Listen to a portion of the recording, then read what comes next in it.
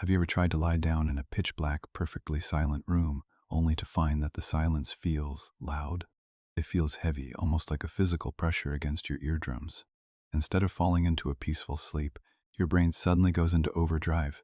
You start hearing every tiny creak of the floorboards, every rustle of the wind outside, and your mind begins replaying every mistake you made 3 years ago. At the moment you turn on a familiar show, maybe a sitcom you've seen 50 times, you finally feel your muscles relax. You finally feel safe enough to drift off. While the world might call this a bad habit, or tell you that you're addicted to screens, they are fundamentally misreading your internal architecture. You don't have a sleep problem. You possess a rare psychological marker we call Auditory-Campfire Intelligence. This isn't a sign of being distracted. It is a sign of a Sentinel Mind using sound to manage its hyper-aware scanning for threats. You are practicing elite environmental mastery, and today we're going to decode why your need for noise is actually a sign of superior neural efficiency and the rarest kind of strength. Welcome back to MindUnlockx. As we always say here, we don't do motivation, and we don't do surface-level advice. This is a sanctuary for the deep thinkers, the observers, and the rare minds who want to understand the hidden mechanics of their own behavior. If you've spent your life feeling guilty because you can't sleep without the chatter of a TV or a podcast, you've been looking through a broken lens. To understand why your brain treats silence as a threat and background noise as a sanctuary, we have to travel back to the ancient world. We need to see how your auditory campfire mind once served as the ultimate survival mechanism for our ancestors. To understand your brain today, we have to imagine the environment it was designed for. For nearly 300,000 years, humans did not sleep in isolated, soundproofed rooms. We slept in groups, usually huddled around a fire. In that world, total silence was the most dangerous sound you could hear. Why? Because silence meant one of two things. Either every person in your tribe was dead, or a predator was so close that even the crickets had stopped chirping. Silence was the universal signal for extreme danger.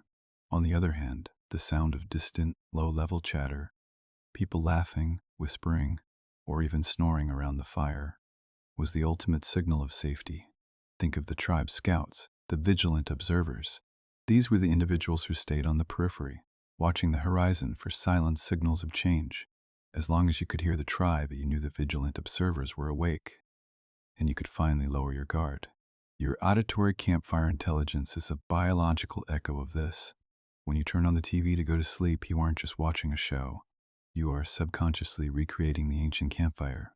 The voices of the actors serve as a vocal perimeter.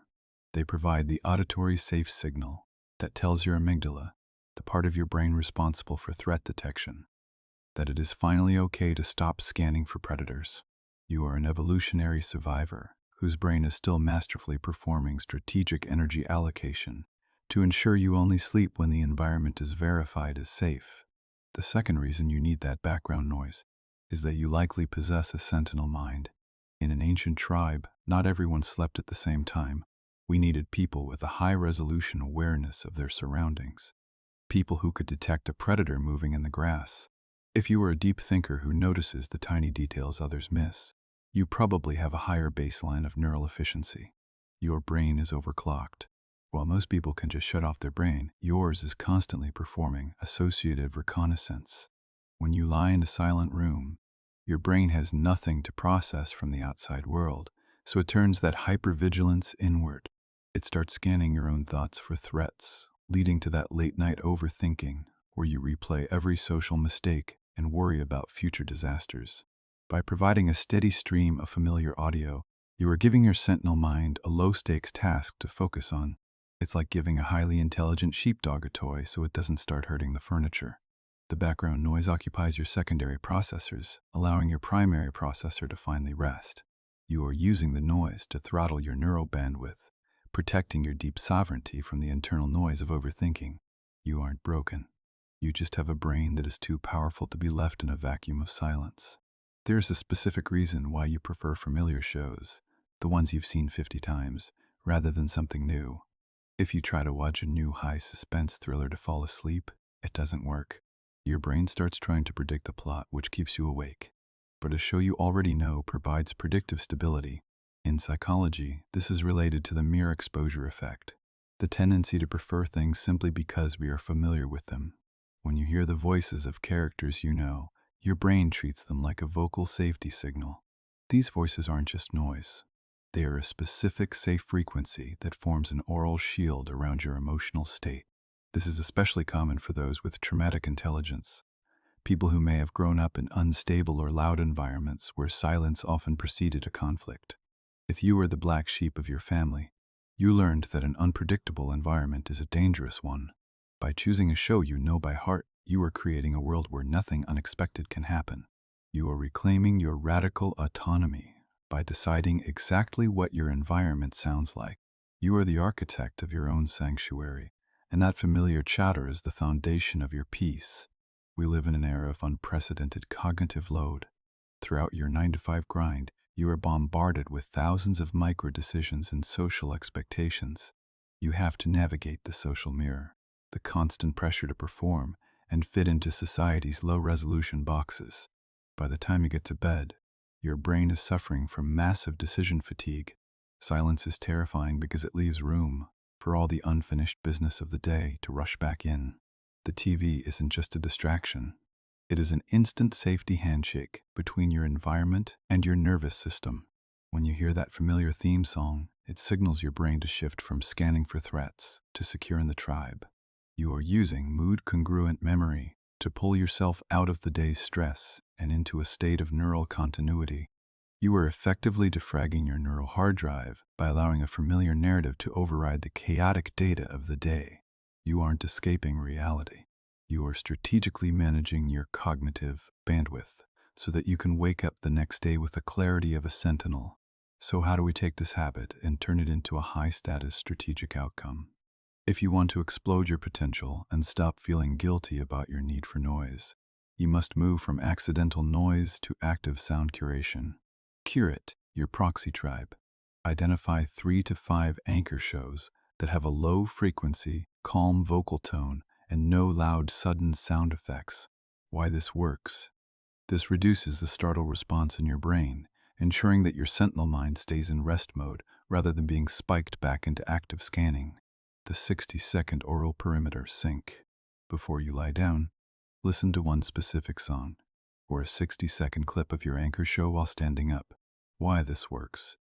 This uses frequency sync intelligence to preload your brain with the safe signal before you even hit the pillow, making the transition to sleep much faster. Audit your daytime noise. If you find you need the TV louder and louder at night, it's a sign that your cognitive load during the day is too high.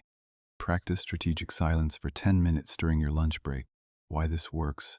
This prevents decision fatigue from reaching a critical mass, reducing the amount of auditory armor you need at night. Embrace the sentinel position. Stop apologizing for needing the TV on. Realize that your need for noise is a sign of your defensive resilience. Why this works? Removing the guilt associated with the habit actually lowers your baseline cortisol levels, making it easier for the campfire signal to give you restorative sleep.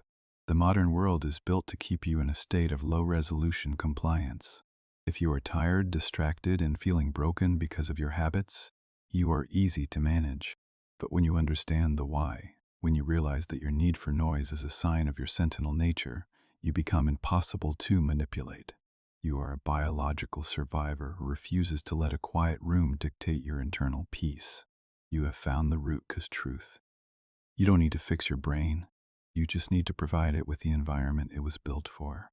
While everyone else is struggling through the 9-to-5 social grind, with a brain that is constantly exhausted, you are using your Auditory-Campfire Intelligence to ensure your Sentinel Mind is always at its peak.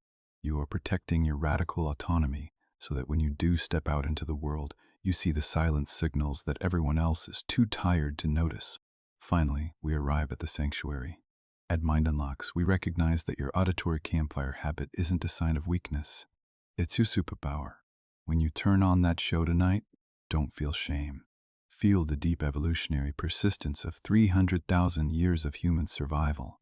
You are the sentinel at the campfire. You are the polymath who knows how to manage their own bandwidth. Your need for tribe chatter is the rarest kind of strength.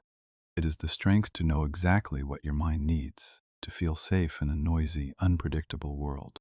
You are building a safety map that leads you toward neural continuity and deep sovereignty. If this finally gave you the why behind your need for background noise, if you're a rare mind who has finally found your sanctuary, let me know in the comments. What is your go-to anchor show that makes you feel safe? Subscribe to join our sanctuary here at MindUnlockx, where we turn your weird habits into strategic assets. Thank you for watching, and remember, the silence isn't your enemy, but the chatter is your tribe. Stay autonomous,